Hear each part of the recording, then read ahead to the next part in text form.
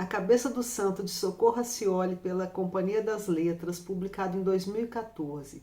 Há muitos anos eu andava de olho nesse título, sempre me deparava com ele nas livrarias, e no início desse ano eu adquiri esse exemplar, li já há alguns meses, e por falta de tempo não vim aqui falar com vocês, mas eu acho que não poderia passar sem falar sobre esse livro e indicá-lo para vocês, porque vale muito a pena a leitura de uma autora brasileira, que traz uma história do Nordeste, uma história, uma autora que já foi premiada com o Jabuti, uma escrita deliciosa. Eu acho que são 166 páginas, né? Deixa eu mostrar para vocês aqui a foto da Socorro. Olha que simpatia. Então, é um livro que me tomou por completo. Eu comecei a ler, não consegui largar ali de uma vez só. É uma história já bastante conhecida, já bastante comentada, já bastante premiada, mas eu queria registrar. Essa história, pelo que eu entendi, a Socorro, ela foi aluna do Gabriel Garcia Marques, me parece que em Cuba mesmo, e lá ela falou com ele sobre essa temática, né, essa questão que ela queria trazer para uma escrita, que seria a história dessa cabeça de um santo, né, nessa história. E o Gabriel Garcia Marques achou interessantíssimo, incentivou, e tá aqui essa belezura que eu indico mesmo que vocês leiam, tá? Trata-se da história de um rapaz chamado Samuel, que ele perde a mãe morre, e ao morrer, essa mãe pede a ele que realize um último desejo dela, que é acender 3 velas para diferentes santos e também procurar o pai numa cidade chamada Candeia, uma cidade fictícia. E o Samuel parte a pé, né, como um retirante, debaixo de um sol escaldante, e vai até essa cidade em busca do pai e em busca também de realizar esse último pedido da mãe, dessa mãe tão amada, tão querida que ele tinha.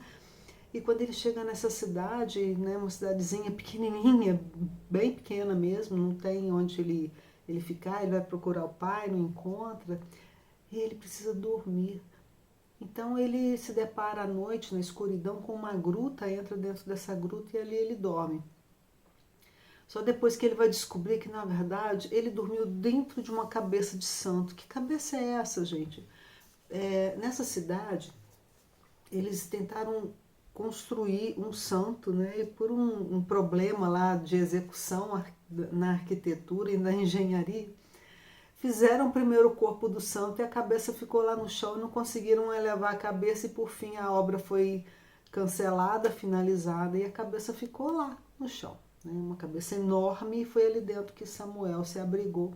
E quando ele entra ali, ele começa a escutar vozes de mulheres. E que dizem essas vozes? São mulheres pedindo ao santo que lhe conceda um matrimônio, um companheiro, um amor, né?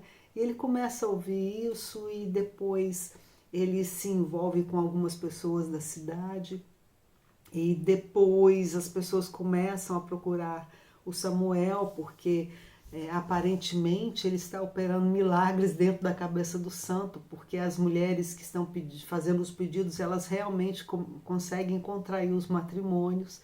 Enfim, a presença de Samuel na cidade movimenta toda a cidade. Então é uma cidade que está ali parada, a economia está estagnada, né? Há muita corrupção por parte do administrador da cidade, e a cidade começa a receber fiéis e se movimentar, e as pessoas, a economia começa a crescer novamente, e enfim, a cidade começa a prosperar por conta disso.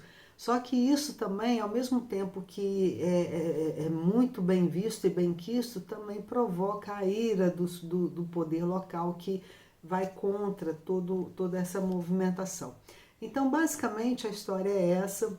Como eu disse para vocês, a escrita da Socorro é inebriante, você não consegue parar de ler, né? É muito, muito interessante, tudo muito coeso, tudo muito bem engatilhado, ela vai despertando desejos em você para prosseguir com a leitura, né? E uma coisa que me encantou muito na escrita da Socorro é o seguinte, eu sou de cidade pequena, né, também nascida e criada, e o que eu fiquei muito impressionada é que a Socorro, em momento algum, ela retrata as pessoas do interior, as pessoas dessa cidadezinha, como pessoas ignorantes, pessoas sem cultura. Não, as pessoas, elas se comunicam muito bem, elas têm caráter, elas têm é, posicionamento, né? Não são aquelas pessoas caricatas, apatetadas que a mídia às vezes costuma é, desenhar quando ela quer se referir a pessoas que moram no interior, principalmente no Nordeste. Não, são pessoas muito dignas, né? Eu fiquei muito feliz com isso. Todos os personagens aqui são muito dignos, né? As relações entre eles. É claro que tem o administrador que é corrupto e tal, mas deixa ele para lá. Mas as pessoas em geral, né, o Samuel e as pessoas com quem ele se envolve, são pessoas dignas de nota, as pessoas mais modestas, mais humildes, mais com uma dignidade, com uma sabedoria, né? Muito, muito interessante isso no livro da Socorro. Então era só isso que eu queria dizer para vocês. Leiam esse livro, que é simplesmente uma delícia, vale muito a pena. Vou mostrar para vocês aqui, tem essa capa amarela que eu amo, tá? E aqui dentro, quando você tira, tem essa outra beleza aqui, que é uma surpresa, olha, que é essa outra capa. Então são duas capas no livro. Maravilhoso, simplesmente. Eu não vou contar a história toda porque é uma novela curtinha. Eu acho que se eu contar o desfecho, né, vai...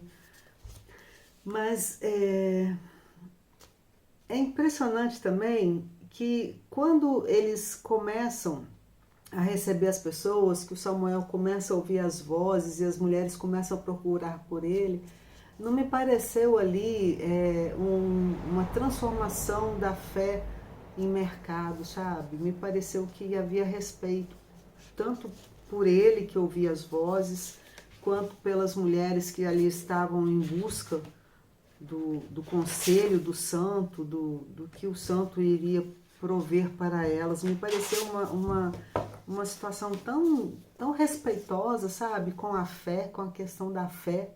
Eu achei isso muito bonito, porque geralmente quando a gente lê alguma coisa ou assiste alguma coisa relacionada à fé popular, isso é meio transformado em caricatura, né? Como se as pessoas fossem alienadas, ignorantes. Aqui não, aqui tudo tratado com muito respeito.